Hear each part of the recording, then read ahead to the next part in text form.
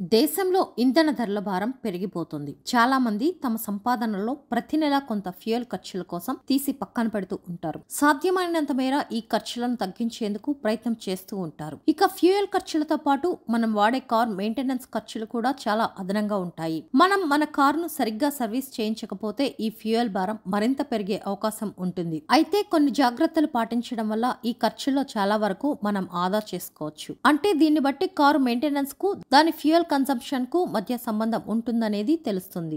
అయితే ఈ కథనంలో ఫ్యూయల్ కాస్ట్ తగ్గించుకోవడానికి ఉండే అవకాశాలేంటో చూసేద్దాం.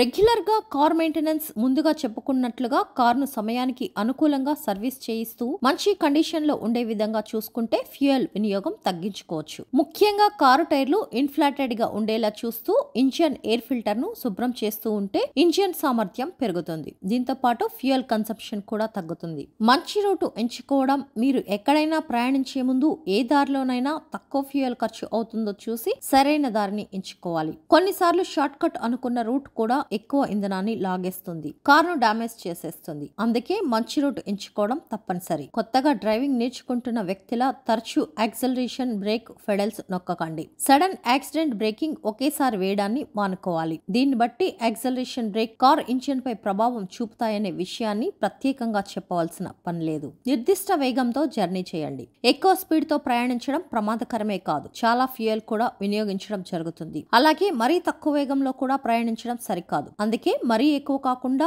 మరీ తక్కువ కాకుండా ఒక సాధారణ వేగంతో మనం ప్రయాణించాలి. అనవసరమైన లోడ్స్ తగ్గించుకోవాలి. కారు ఇంజిన్ ఎక్కువగా పనిచేస్తే ఎక్కువ అయిందని ఖర్చు అవుతుంది. అందుకే ఇంజిన్ పై భారం పడకుండా ఉండాలంటే కార్లో లోడ్స్ తగ్గించాలి. అలాగే కార్లో అనవసరమైన వస్తువులు లేకుండా చూసుకోవాలి. అలాగే కార్ సస్పెన్షన్, బ్రేకులు వంటి వాటిలో ప్రీమెచ్యూర్డ్ డ్యామేజ్ లేకుండా జాగ్రత్త వహించాలి. ఏసీ కొంచెం తక్కువగా వినియోగించాలి. కార్లో ఉండే ఏసీ లైట్లు వంటి ఎలక్ట్రిక్ పరికరాలన్నీ దాంట్లో ఉండే బ్యాటరీ ఆధారంగా పనిచేస్తాయి. అందువల్ల కార్లోని ఏసీ ఆపరేషన్ పరోక్షంగా ఇంజిన్ పెర్ఫార్మెన్స్ పై ఆధారపడి ఉంటుంది. అందుకే అవసరం లేనప్పుడు ఏసీ వినియోగాన్ని మానుకోవాలి.